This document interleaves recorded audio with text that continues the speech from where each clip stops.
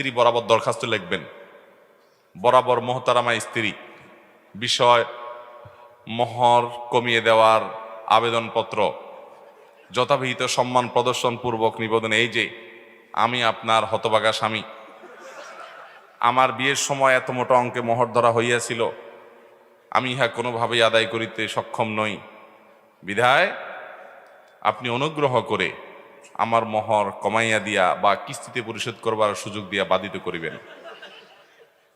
ভাইরা বলেছি এটা একেবারে এইভাবে দরখাস্ত কোনো কথা নাই, শুধু বোঝার জন্য বললাম। কিন্তু বউয়ের কাছে নরম হয়ে যারা ফেসে গেছেন আগে ভাগে, তারা এখন ফুসলায়া ফাসলায়া উদ্ধার হওয়ার চেষ্টা করেন। আর যারা এখনো বিয়ে শাদী করেন না, যুবক পোলাপান, সাবধান হয়ে যান।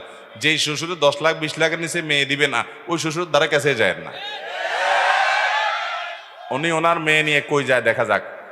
মনে রাখবেন, মনে রাখবেন, টাকা পয়সা কখনো সংসার টেকাতে পারে